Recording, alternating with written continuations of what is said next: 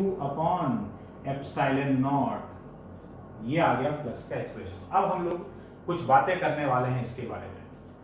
क्या बातें करने वाले हैं, सुनते जाइए। सबसे पहला चीज,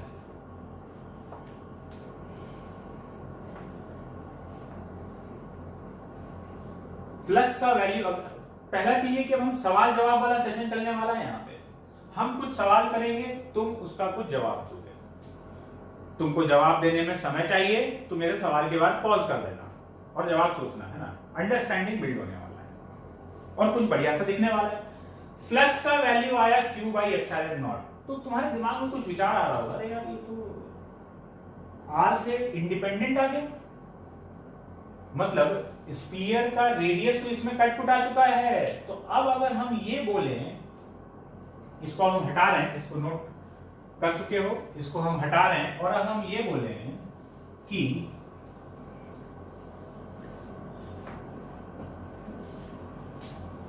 ये स्फीयर जो है R रेडियस का स्फीयर है, यहाँ पे Q चार्ज रखा हुआ, ये R रेडियस का स्फीयर है, कितना फ्लक्स पास हुआ?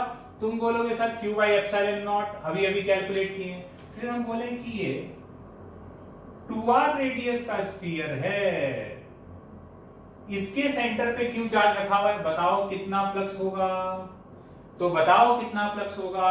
अभी भी फ्लक्स कितना होगा? Q by epsilon not. क्यों? क्योंकि रेडियस पे तो डिपेंड ही नहीं कर रहा। मतलब हम R रेडियस लेते या 2R रेडियस लेते, एनी हाउ उसको तो कैंसिल हो रहा था। मतलब ये 2R रेडियस या R by 2 radius, R by 3 radius, 50R radius, कितने का भी होता फ्लक्स वही पास हो रहा है। बात है, सवाल है क्यों, मतलब क्यों फ्लक्स जो है वो रेडियस पर डिपेंड नहीं किया। कैलकुलेशन तो किया कि नहीं किया, लेकिन क्यों, इसका जवाब मिलेगा आगे। पहले सवाल को थोड़ा सा और बढ़ाते हैं। ये फ्लक्स हो गया, ठीक है। फिर हम बोलेंगे अच्छा ठीक है, स्फीयर अभी भी R रेडियस का है ना। अभी सवाल जवाब सुनते जाना और लास्ट में लोग इसको कंक्लूड करेंगे। हम Q को, स्फीयर तो अभी भी R रेडियस का है, लेकिन Q को हम सेंटर पर नहीं रख के थोड़ा साइड में इधर उधर कहीं भी खिसका के रख दिए। अब बताओ इससे फ्लक्स कितना पास होगा? अब इससे फ्लक्स कितना पास हो रहा है ये बताना है। Q बाई एप्सिलॉन नॉट हो रहा है या उससे ज्यादा या कम है? सोचो, तो बहुत सोचे, हो सकता है समझ में आया हो। कोई बोल सकता है, तीन ऑप्शन है अपने पास, equal to Q by epsilon naught, greater than Q by epsilon naught, less than Q by epsilon naught. हो सकता है कि तुम्हारा जवाब इन तीनों में से कोई एक रहा, और जवाब है फ्लक्स अभी भी Q बाई एप्सिलॉन नॉट ही है। अब तुम मानोगे नहीं, कैसे? ऐसे देखना, अब लॉजिक सुनना, तो यहां का बात भी क्लियर हो जाएगा कि क्यों यहां पर फ्लक्स चेंज नहीं हो रहा। सुनो, इस चार्ज से जो नंबर ऑफ फील्ड लाइन जितना निकलना है उतना तो निकल ही रहा है, ठीक है। वो सारा का सारा फील्ड लाइंस, क्योंकि ये पूरे क्लोज्ड सरफेस के अंदर रखा हुआ है, ये सारा का सारा फील्ड लाइंस इस पूरे बक्से से, इस पूरे स्फीयर से पास हो रहा है। तो फ्लक्स कितना हो गया? Q by epsilon not. अगर हम बड़ा स्फीयर भी रख दिए, तभी इससे जितना नंबर ऑफ फील्ड लाइंस निकलना था, नंबर ऑफ फील्ड लाइंस तो अभी भी उतना ही निकल रहा है, उतना ही निकल रहा है। तो और जितना फील्ड लाइंस निकल रहा है वो सारा का सारा एक एक बार इस सरफेस से पास हो रहा है। तो सरफेस चाहे इतना बड़ा होता या इतना बड़ा है, जितना फील्ड लाइंस इससे निकलना है वो तो निकल ही रहा है, और वो सारा का सारा फील्ड लाइंस सरफेस से पास कर रहा है। तो चाहे ये वाला होता चाहे ये वाला, नंबर ऑफ फील्ड लाइंस बड़े, भले इसका शेप बड़ा हो गया, साइज बड़ा हो गया हो, या और बड़ा कर दो, जितना नंबर ऑफ फील्ड लाइंस वहां से पास हो रहा है, एग्जैक्टली उतना नंबर ऑफ फील्ड लाइंस यहां से पास हो रहा है। तो फ्लक्स का जो वैल्यू है वो कितना है? सेम ही है। तो इसमें जितना आया था, इसका हम लोग कैलकुलेशन से निकाले, तो इसमें जितना आया इसमें भी उतना है। तो फिर यहां पर भी तो वही बात है, अभी भी Q अंदर रखा हुआ है, जितना फील्ड लाइंस इससे निकलना था वो तो अभी भी निकल रहा है। सिमेट्री मेंटेन नहीं रहा, कोई बात नहीं, फील्ड लाइंस तो उतना निकल रहा है, और ये सारा फील्ड लाइंस इस सरफेस से पास कर रहा है। तो जितना फ्लक्स यहां होना चाहिए था उतना ही फ्लक्स यहां होना चाहिए। भले ये सेंटर पे नहीं रखा हुआ, साइड में रखा हुआ है, लेकिन जितना फील्ड लाइंस इससे निकल रहा था एग्जैक्टली उतना ही फील्ड लाइंस इससे निकल रहा है, और वो सारा का सारा लाइंस इस सरफेस से पास कर रहा है, तो जितना लाइंस इससे पास किया उतना ही लाइंस इससे पास किया, तो इससे फ्लक्स कितना हो गया, बोलो फ्लक्स कितना हो गया, phi equal to Q by epsilon naught। बात समझ में आ रहा है? वही फिजिक्स वाला definition, number of field lines passing through a cross section represents the flux through that cross section. अब बात अभी अपना कंप्लीट नहीं हुआ। अगर हम कोई भी आर्बिट शेप ले लें, एक आर्बिट्ररी शेप है, क्लोज्ड, एक क्लोज्ड स्फीयर समझ लो, स्फीयर को हथौड़ी मार मार के डेंट कर दिया, अजीब सा शेप बना दिया, और अंदर कहीं पर एक पॉइंट चार्ज रख दी, कहीं पर भी, अब सेंटर नाम का तो कोई चीज बचा ही नहीं, अजीब सा शेप है। अब कितना फ्लक्स पास होगा? जवाब एकदम क्लियर है, flux is equals to Q by epsilon naught। Logic वही है, क्या है कि इससे जितना फील्ड लाइंस निकल रहा था उतना तो अभी भी निकल रहा है, और वो सारा का सारा फील्ड लाइंस इस क्लोज्ड सरफेस से पार हो रहा है। इसका मतलब एक बात तो क्लियर हो गया कि ये क्लोज्ड सरफेस जो है ना, ये किसी भी शेप का, बस क्लोज होना, चारों तरफ से पैक होना चाहिए और चार्ज अंदर रखा हुआ है। चारों तरफ से पैक है और चार्ज अंदर रखा हुआ है, तो अब उसका शेप कुछ भी हो, एक केस में जो फ्लक्स हो रहा है हर केस में वही फ्लक्स होगा, तो फ्लक्स कितना हो जाएगा? Q by epsilon naught। कितना फ्लक्स हो जाएगा? Q by epsilon naught। बात क्लियर है? तो अब शेप कैसा भी हो, साइज कुछ भी हो, लोकेशन कुछ भी हो, सीधा सा बात है कि जितना नंबर ऑफ फील्ड लाइंस इससे निकला वो सारा लाइंस इससे पास कर रहा है, वही सारा लाइंस इससे भी कर रहा है, इससे भी कर रहा है, इससे भी कर रहा है, तो हर केस में फ्लक्स का वैल्यू शेप होगा उस क्लोज्ड सरफेस के शेप साइज से मतलब नहीं। क्लोज मतलब समझ में, पूरा 3D में सरफेस है और शेप कैसा भी हो, चारों तरफ से बंद है, और चारों तरफ से बंद है मतलब इस पूरे सरफेस से, पूरा एकदम ये जो पूरा घेरे हुए इस पूरे सरफेस से फ्लक्स का बात कर रहे हैं। तो एक कंक्लूजन ये निकला कि अगर क्लोज्ड सरफेस के अंदर कोई चार्ज रखा हुआ है तो उससे फ्लक्स कितना पास होगा उस सरफेस से? Q by epsilon naught, जिसमें Q क्या है? उसके अंदर रखा हुआ चार्ज। अगर चार्ज बाहर रखा हो तो क्या होगा? देखो, अगर चार्ज को तुम बाहर रख दो,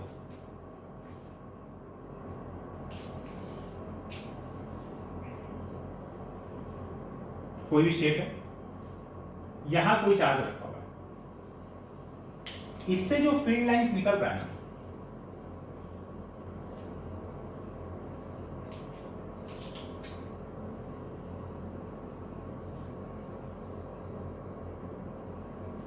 इससे जो फील्ड लाइंस निकल रहा है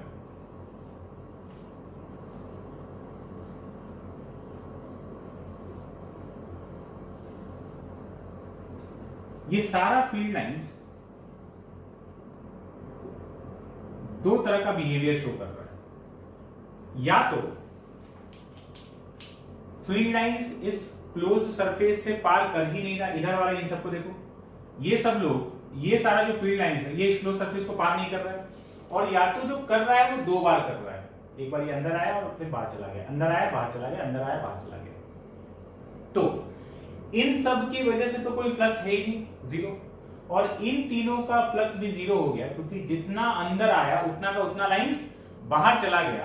तो दो बार क्रॉस कर गया मतलब एक बार अंदर आ रहा है फ्लक्स और एक बार बाहर जा रहा है, तो एक बार फील्ड लाइंस अंदर आया और बाहर चला गया, तो फ्लक्स क्या हो गया? जीरो। इसको मैथमेटिकली ऐसे देख सकते हो कि सपोज ये कोई बॉक्स है, क्यूब टाइप का है, एरिया वेक्टर क्या होता है? एरिया वेक्टर कहां होता है? सरफेस के परपेंडिकुलर। तो अगर ये सरफेस है, कोई भी सरफेस है, तो परपेंडिकुलर इधर भी ले सकते हो, इधर भी ले सकते हो। क्लोज्ड सरफेस के केस में क्या है? कन्वेंशन फिक्स कर दिया जाता है ताकि सब एक चीज ले। क्या? बाहर वाला जो नॉर्मल होगा उसको एरिया वेक्टर का डायरेक्शन माना जाएगा। मतलब अगर ये बॉक्स है तो इसका जैसे ये वाला फेस है, ये फेस है, तो इसका परपेंडिकुलर इधर भी हो सकता है, इधर भी हो सकता है, एरिया वेक्टर का डायरेक्शन ये भी ले सकते हैं, ये भी ले सकते हैं, तो ये बाहर की तरफ एरिया वेक्टर का डायरेक्शन लेना है, इसके लिए ऐसे बाहर की तरफ। तो कोई भी क्लोज सरफेस है ना, तो उसके बाहर की तरफ जो परपेंडिकुलर बन रहा है ये कन्वेंशन माना जाता है कि इसी को हम लोग एरिया वेक्टर का डायरेक्शन मानेंगे। अगर खुला है, खाली एक सिंगल फेस है, किधर भी मान सकते हो, कोई फर्क नहीं पड़ेगा। अब अगर हम कोई भी एक कन्वेंशन लेकर चले ना, तो आउटवर्ड डायरेक्शन में नॉर्मल को एरिया वेक्टर का डायरेक्शन माना गया है। तो जैसे ये समझ लो ये एक बॉक्स है ना, 3D में क्यूब टाइप के, तो इसका ये वाला फेस ऐसे हो गया, इसका एरिया वेक्टर इधर है, इसका एरिया वेक्टर इधर है। अगर कोई फील्ड लाइन ऐसे जा रहा है तो यहां पर एरिया वेक्टर और ई के बीच का एंगल 180 डिग्री है, और यहां पर एरिया वेक्टर और फील्ड के बीच का एंगल 0 डिग्री है। मतलब यहां पर अगर हम फ्लक्स का वैल्यू देखें E डॉट ds से, तो इस जगह पर flux E dot ds, E into ds into cos 180, तो यहां पर फ्लक्स नेगेटिव आएगा और यहां पर उसी लाइन की वजह से फ्लक्स पॉजिटिव आएगा। तो जब ये अंदर आया तो नेगेटिव फ्लक्स और बाहर गया तो पॉजिटिव फ्लक्स। तो इस लाइन की वजह से टोटल इस बक्से से फ्लक्स क्या हो जाएगा, इस बक्से से फ्लक्स 0 हो जाएगा। खाली एक बार पास किया होता तो कुछ फ्लक्स का वैल्यू होता इधर पॉजिटिव या नेगेटिव। तो बस यही है कि अगर किसी क्लोज्ड सरफेस से लाइन 2 बार पास कर रहा है तो जितना फ्लक्स आया उतना फ्लक्स चला गया एंड नेट फ्लक्स इज 0। तो अगर कोई चार्ज बाहर रखा हुआ है तो किसी भी क्लोज्ड सरफेस के बाहर अगर चार्ज रखा हुआ है तो उससे निकलने वाला फील्ड लाइंस या तो सरफेस से पार होगा ही नहीं, और अगर होगा तो कितनी बार होगा, 2 बार। तो ये सब तो फ्लक्स में कंट्रीब्यूशन 0 है इन सबका, और इन लाइंस की वजह से जितना फ्लक्स आया उतना चला गया, तो मतलब इसकी वजह से भी 0। तो यहां फ्लक्स क्या हो गया, 0। तो कंक्लूजन ये है कि अगर बाहर चार्ज रखा हुआ है ना तो फ्लक्स जो है वो 0 होगा। क्यों 0 होगा, या तो फील्ड लाइंस पास कर ही नहीं रहा है, ठीक है, या तो इससे जो भी फील्ड लाइन निकल रहा है या तो पार कर ही नहीं रहा है, या फिर कर रहा है तो कितनी बार कर रहा है, 2 बार कर रहा है। एक बार आया और एक बार चला गया। तो बोलोगे सर 2 से ज्यादा बार भी पॉसिबल है, कैसे, 4 बार भी जा सकता है। हम बोले 2 से ज्यादा बार भी पॉसिबल है, लेकिन जितना बार भी पॉसिबल है वो इवन नंबर। मान लो सरफेस ऐसा हो, यहां चार्ज रखा हो, ठीक है, सरफेस ऐसा ऐसा करके पूरा किसी शेप में बना हुआ। तो अब इससे जो फील्ड लाइंस निकलेगा, ये कितनी बार पास किया, 2 बार। इधर इधर इधर वाला तो पार ही नहीं कर रहा है। ये कितनी बार पार कर गया, 4 बार, आया गया, दिख रहा है 4 बार पास करते हुए। तो या अगर 1, 2 और ऐसे 3 बार होता तो हो सकता है 6 बार पास कर रहा होता। तो इवन नंबर ऑफ टाइम्स मतलब एक बार फ्लक्स आया फिर उतना बाहर चला गया, फिर आया फिर बाहर चला गया। तो 6 बार, 8 बार, 10 बार, कितनी बार भी अल्टीमेटली अगर चार्ज बाहर रखा हुआ है तो उसके द्वारा उस क्लोज्ड सरफेस से फ्लक्स 0 होगा। क्यों, या तो कोई लाइन पास ही नहीं कर रहा होगा, और अगर कर रहा है तो कितनी बार, even number of times. Even number of times मतलब 2 बार, 4 बार, 6 बार, तो जितना आया उतना चला गया। तो अब यहां से 2 कंक्लूजन हो गया कि अगर अंदर चार्ज रखा हुआ है तो फ्लक्स Q/ε0, और बाहर अगर चार्ज रखा हुआ है तो फ्लक्स 0। किसके लिए, क्लोज्ड सरफेस के लिए बात हो रहा है। देखो फ्लक्स के लिए, फील्ड दिलाने के लिए कुछ चीज मंगाए हैं, है ना, कुछ चीज तुम लोग के लिए रखे हैं।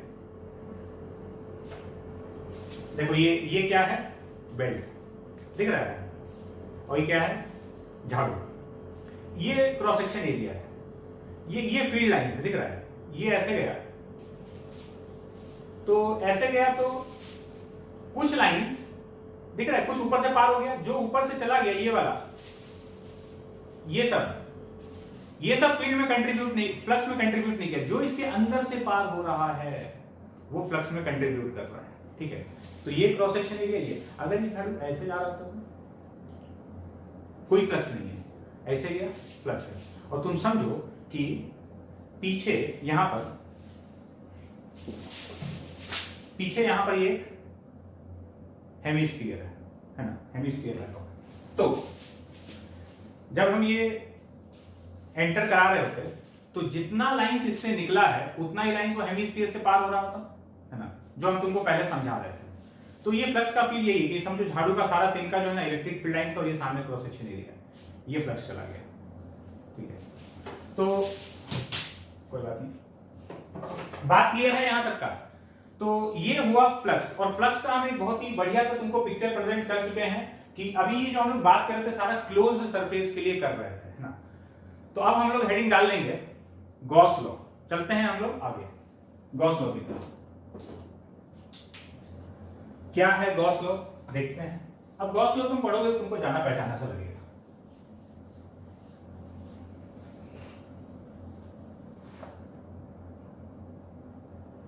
तो हेडिंग डाल लेते हैं गॉस लॉ।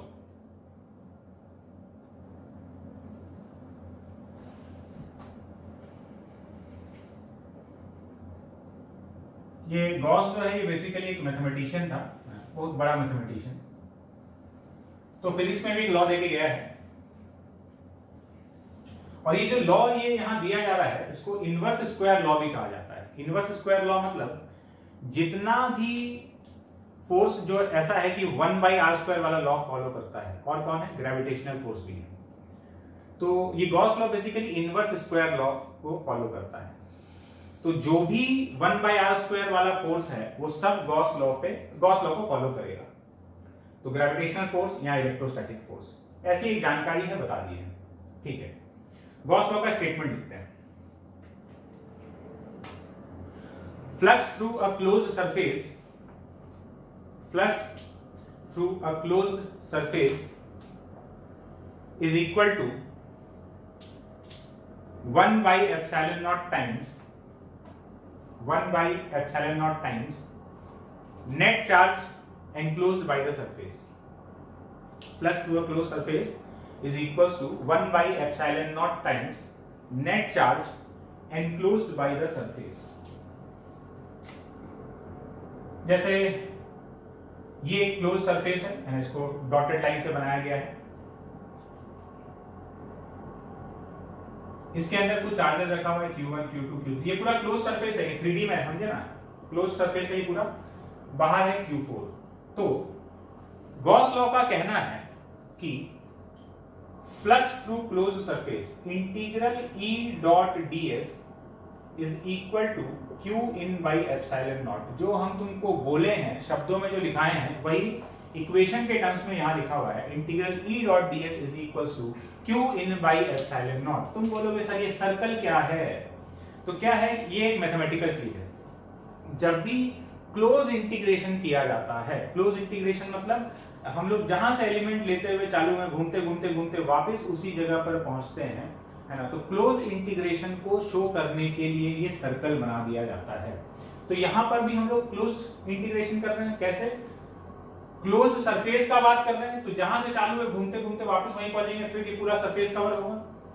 तो जब भी ऐसा किया जाता है तो वहां पर ये इंटीग्रेशन लगा दिया जाता है, क्लोज्ड सरफेस। आगे चल के क्लोज्ड पाथ का भी बात होगा मैग्नेटिज्म जब हम लोग पढ़ेंगे। तो जब भी ऐसा इंटीग्रेशन होता है तो ये उस चीज को रिप्रेजेंट कर रहा है। तो हम लोग के लिए इसका मतलब क्या हुआ, अगर ये सर्कल नहीं बना हुआ है तो नॉर्मल फ्लक्स का बात हो रहा है किसी सरफेस से, और अगर ये सर्कल बना हुआ है मतलब क्लोज्ड सरफेस से फ्लक्स का बात है। बात क्लियर है। तो इसको हम लोग क्या पढ़ेंगे, this is flux through a closed surface. अगर ये नहीं होता तो flux through a surface, circle बन गया तो flux through a closed surface. Flux through a closed surface, कौन सा flux, electric flux. Flux through a closed surface is equals to Q in by epsilon naught, where Q in is charge enclosed by the surface. अंदर कितना charge रखा हुआ है, Q1 plus Q2 plus Q3। ये charge total रखा हुआ है। बात क्लियर है। अब तुम बोलोगे सर ये तो अभी भी हम लोग देखे थे। बिल्कुल देखे थे। अभी हम लोग जो कंक्लूड किए थे वो गॉस लॉ का प्रूफ ही तो था कि जो फ्लक्स थ्रू क्लोज सरफेस था वो किसके बराबर आ रहा था, Q by epsilon naught। Q क्या था, जितना भी अंदर चार्ज रखा हुआ है। यहाँ कितना रखा हुआ है, Q1 plus Q2 plus Q3। तो अगर क्लोज सरफेस के अंदर चार्ज रखा हुआ है तो फ्लक्स ये, और बाहर वाला हम लोग देखे थे फ्लक्स नहीं देता है। तो अभी जो हम लोग कंक्लूड किए थे उसी को गॉस लॉ में हम लोग फिर से देख लिए, ठीक है। तो ये गॉस लॉ का स्टेटमेंट और ये उसका एक्सप्रेशन हो गया। Flux through a closed surface is charge enclosed by the surface upon epsilon naught।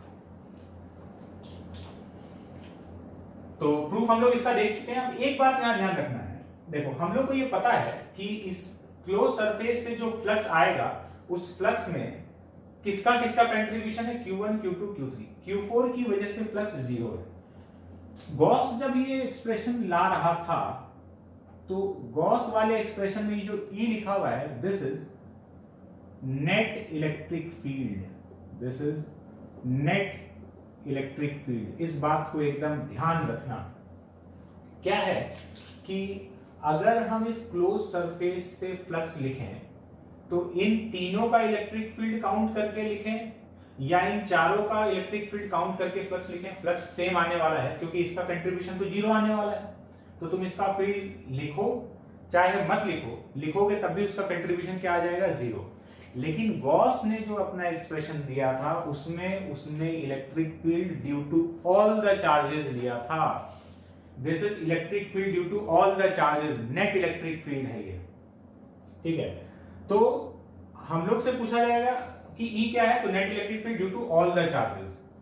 भले ही तुम अंदर वाले की वजह से लोगे तब भी फ्लक्स वही रहेगा, टोटल की वजह से लोगे तब भी वही रहेगा क्योंकि बाहर वाले चार्ज की वजह से फ्लक्स जीरो होता है। बट गॉस जो ओरिजिनल एक्सप्रेशन देके गया था उसी को गॉस लॉ कहा जाएगा, है ना। बात क्लियर है? तो इसमें ध्यान रखना E क्या है, net electric field. Notes properly बनाना। एक छोटा सा स्टोरी है, छोटा सा बात है। जैसे बहुत पहले एक बार हम पढ़ा रहे थे तो बिल्कुल इसी जगह पर थे तो क्या हुआ कि हम ये पढ़ा दिए, फिर एक दो दिन बाद एक बच्चा बहुत परेशान सा, है ना, मेरे पास आया नोट्स लेके कि सर मतलब कुछ गड़बड़ है ना, हम तुमको ये समझाना चाह रहे हैं कि बेहोशी किस कदर का रहता है लोगों में, ऐसे किस कदर से लापरवाही है, इग्नोरेंस। वो नोट्स लेके आया और बोला कि सर ये जो आप लिखाए हैं यहाँ पर ये तो गड़बड़ है। वो क्या लिख के लाया था पता है? यहाँ पर लिखा हुआ था नॉट इलेक्ट्रिक फील्ड, है ना। बोले सर आप तो बताया कि ये इलेक्ट्रिक फील्ड होता है और आप यहाँ लिखा दिए नॉट इलेक्ट्रिक फील्ड। अब डेफिनेटली हम तो नहीं लिखाए थे, है ना।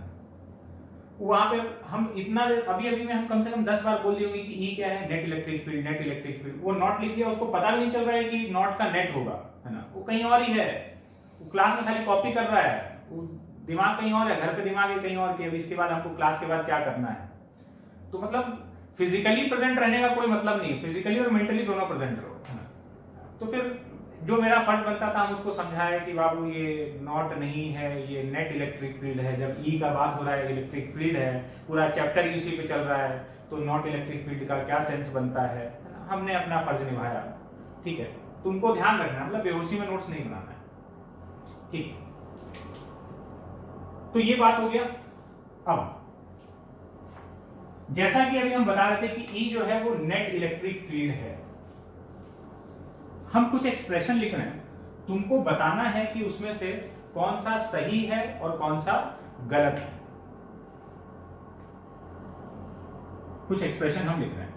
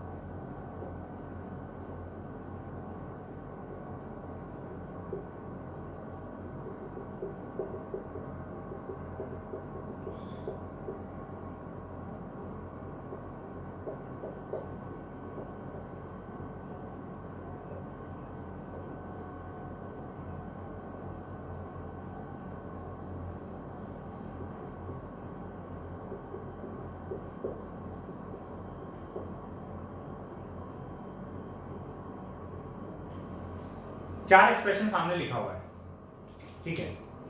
अब देख के ये बताओ कि इसमें से कौन कौन सा एक्सप्रेशन सही है। चाहो तो पॉज करके सोच लो। अब हम बता रहे हैं,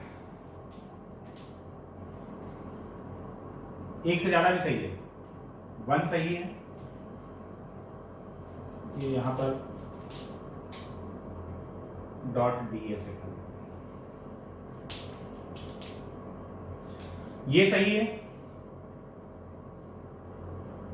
ये भी सही है, ये गलत है, 4 सही है। 1, 2 एंड 4 ये तीनों करेक्ट स्टेटमेंट है। लेकिन इसमें से गॉस लॉ कौन सा है? गॉस लॉ खाली पहला वाला है, बाकी 2 और 4 भी सही है, लेकिन उसको गॉस लॉ नहीं बोलेंगे। क्यों? क्योंकि अच्छा ये जो है इस डायग्राम के कंटेक्स्ट में बात हो रहा है। ये लिखा हुआ है सारे चार्जेस का field E1, E2, E3, E4 क्या है? रेस्पेक्टिव चार्जेस का फील्ड। तो E1 plus E2 plus E3 plus E4 सबका नेट फील्ड, तो ये हो गया नेट फ्लक्स Q, और field due to all the charges लिखे, and flux is equals to Q in by epsilon naught, खाली अंदर वाले चार्जेस का कंट्रीब्यूशन आएगा फ्लक्स में। गॉस लॉ ये है। हालांकि ये भी सही है, इन दोनों में ये दोनों एक ही चीज है, लेकिन फिर भी एक चीज नहीं है। गॉस लॉ हम इसको बोलेंगे। क्यों? यहां पर क्या है, ये स्टेटमेंट भी सही है, इसमें बस E4 को काउंट नहीं किया गया। हालांकि E4 फ्लक्स में कंट्रीब्यूट नहीं कर रहा है, तो काउंट करो चाहे नहीं करो स्टेटमेंट को फर्क नहीं पड़ेगा, लेकिन ये गॉस लॉ नहीं कहलाएगा, क्योंकि गॉस लॉ में इलेक्ट्रिक फील्ड वो सबकी वजह से लिखा था, तो हमको भी सबकी वजह से लिखना है। अब ये तो बकवास ही हो गया, क्योंकि इसमें फ्लक्स में जो चार्ज हम लोग लिए हैं Q इन में, वो Q4 को भी ले लिए, वो गड़बड़ है। ये वाला सही है। E4 बाहर वाले चार्ज की वजह से जो पूरे क्लोज सरफेस से फ्लक्स आएगा वो कितना आएगा? 0। तो ये सब सही है, लेकिन इसमें गॉस लॉ कौन सा है? ये सब सही है, लेकिन इसमें गॉस लॉ कौन सा है? खाली पहला वाला है। गॉस लॉ कौन सा है? खाली पहला वाला। बात ठीक है, हटाते हैं इसको, चलते हैं आगे।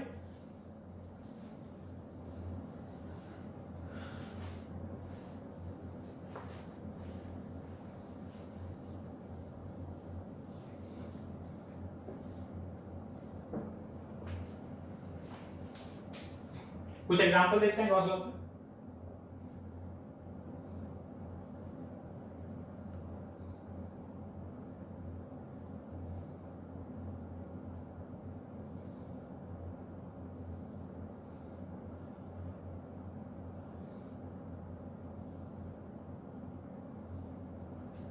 ये एक क्यूब है, क्यूब के सेंटर पे चार्ज रखा हुआ है Q, ठीक है।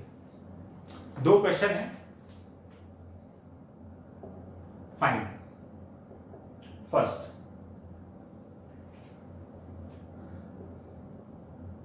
Flux through the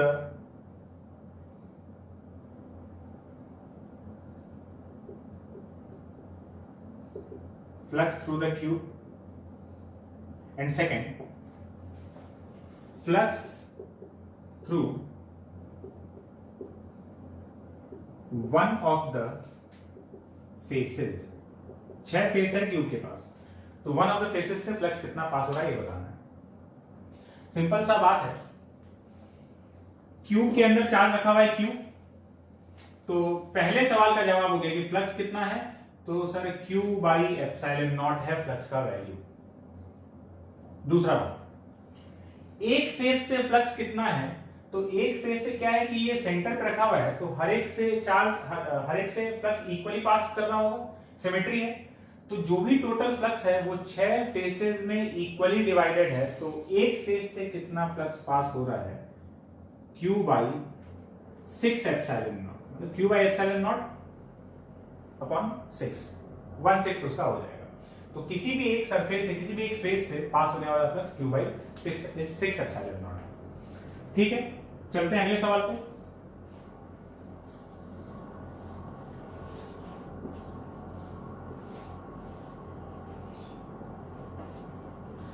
solid state का अगर आइडिया होता है ना, तो यहां पर थोड़ा सा काम क्विक हो जाता है। काम तो वैसे भी हो जाता है, बट तुमको देखने में एकदम तुरंत देखोगे, अरे ये तो दिख रहा है इफेक्टिव नंबर ऑफ एटम्स कितना है, नहीं है तब भी कोई दिक्कत नहीं है।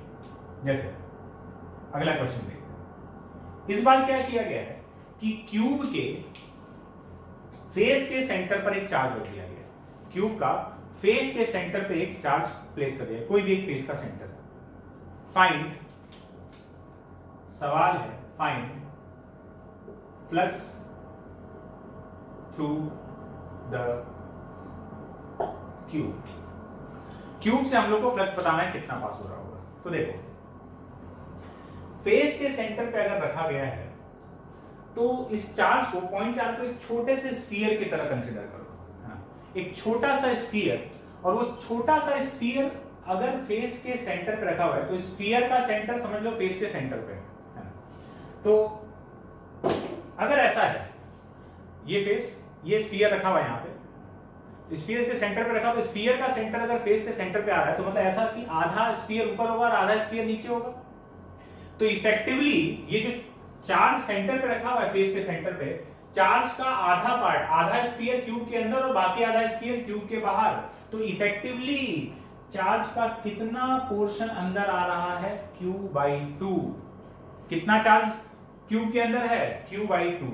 तुम बोलोगे सर बात हजम नहीं हुआ, तो हम बोलेंगे कि एक काम करो, ऐसा ही क्यूब उठाकर इसके ऊपर रख दो, है ना? इसको खाली अगर सामने से देख रहे हैं, ऐसे था, 3D में क्यूब नहीं बना रहे, ऐसे बना रहे, तो यहां रखा हुआ था, हम बोलेंगे ऐसा ही एक और क्यूब उठाकर यहां रख दो। तो अब ये दोनों क्यूब मिलाकर इस चार्ज को पूरा लपेट लिया, तो इन दोनों क्यूब के अंदर पूरा का पूरा चार्ज चला गया। तो एक क्यूब के अंदर कितना चार्ज आ रहा होगा? आधा आधा। तो फ्लक्स का वैल्यू कितना हो गया? Q/2 चार्ज अंदर है तो Q/2 एप्सिलॉन नॉट। तुम इसको ऐसे भी बोल सकते थे कि पूरा चार्ज इन दोनों क्यूब के अंदर है, तो इसके ऊपर एक और क्यूब रखे ना, तो दोनों क्यूब से मिलाकर कितना फ्लक्स पास हुआ? Q/एप्सिलॉन नॉट टोटल। तो एक से कितना पास होगा? Q/2 epsilon not. बात क्लियर है? छोटा छोटा सवाल है, इंटरेस्टिंग, खाली देखना है कितना चार्ज मिला एंड Q/एप्सिलॉन नॉट फ्लक्स हो जाएगा। अगले पे चलते हैं।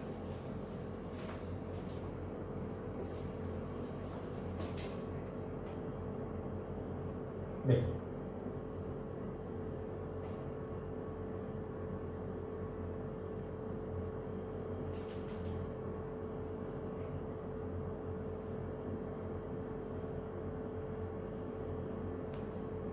ये क्यूब, इस बार क्यूब के किसी एज के सेंटर पे चार्ज रखा हुआ है क्यूब, एक एज के सेंटर पे चार्ज क्यूब रखा हुआ है। इस बार कितना चार्ज क्यूब के अंदर आ रहा होगा? 1/4। इसको समझने के लिए ऐसे कर सकते हो कि ये एक है ना, इस चार्ज को अगर पूरा अंदर लेना है तो ऐसा ऐसा 3 और लगा दोगे, एक इसके बगल में, एक इसके बगल में लगा दोगे तो आधा इधर आ जाएगा, और ऐसा 2 इधर और रख दोगे। मतलब टॉप व्यू देखोगे, अगर हम टॉप से देखें, ऊपर से,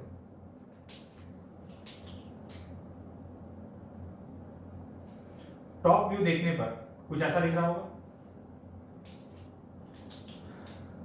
ये चार्ज है, तो ऐसा ऐसा 3 और लगा दिया जाए